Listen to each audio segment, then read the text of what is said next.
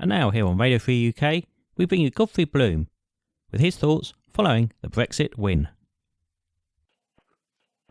In a previous podcast, I suggested that we should campaign, or Vote Leave should campaign, on the basis of joining the European Free Trade Association. And I made a number of points because I felt that was the right way forward.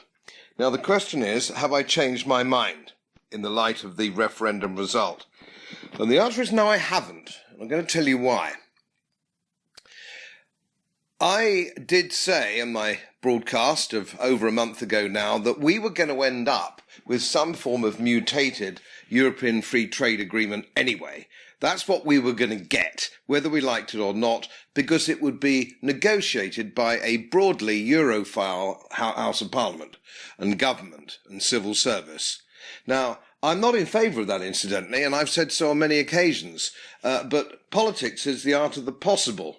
It's the art of the possible. And where would we have been if we'd done that? Well, as I said before, we would have killed the trade argument stone dead. There would be no trade argument because trade would remain totally and utterly unaffected. It meant that we could then make our way in the world with further agreements across the world with the old Commonwealth and all those things that Brexiteers want so much. Now, what would we have lost by doing that? We would have not been able to get rid of the free movement of labour, which is something, of course, that we were very worried about and still are worried about, the immigration crisis. Now, the point is, had we gone my route, certainly we would have won by a much bigger margin. The margin was comfortable, but had we gone that route, it would be overwhelming. It would, instead of being sort of 55-48 or whatever it would be much closer to 80-20. It would be overwhelming. We could then have joined the European Free Trade Association, which is off the shelf. We could have done that by rescinding the 1972 European Communities Act. We could have got rid of that in Parliament in an afternoon. And we could have gone our own way. And we wouldn't have seen the volatility that we've seen in the last few days, although, as I also said on previous casts, it won't make a great difference because there's no great economic shock to this country because we are net importers of EU goods, not exporters. Had we been exporters, it would have been different.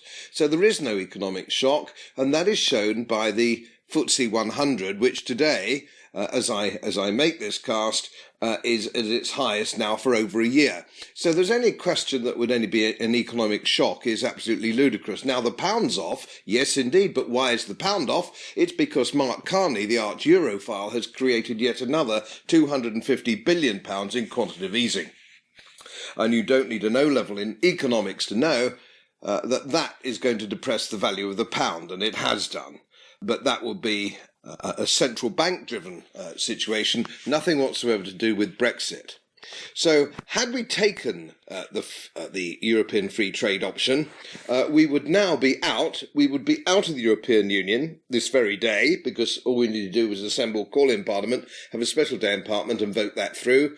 We could start with the EFTA, and we could have sided up with Switzerland, which is a very powerful economy, who are equally upset and hateful of this free movement, but they have to because they're net exporters of their goods to the European Union. But together, we could have spent some time, a year, maybe 2 years, in the European Free Trade Association, changing the movement, the free movement of labour, by any number of ways, either by our law in this country, which now we have back, the ability to make our own law. We could have massive changes to welfare reform, which would solve some of these immigration problems in their own right, and we would be in a much stronger position.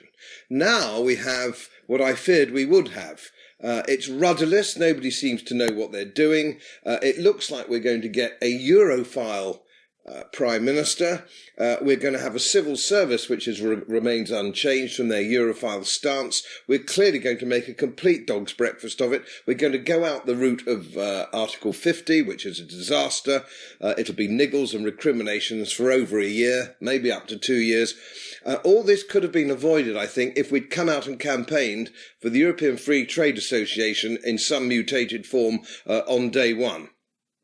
Anyway, we didn't. We are where we are.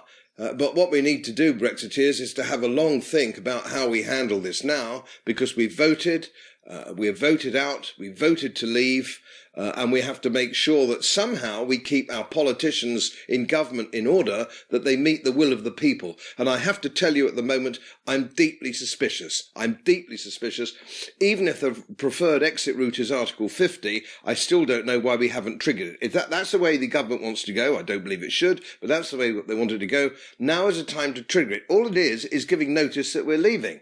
That's all that Article 50 does, giving notice that we are leaving. So why haven't we pressed the button? I think there's something rotten in the state of Brussels. Something deeply rotten. And there's something rotten in Westminster. Well, we'll see in the coming weeks.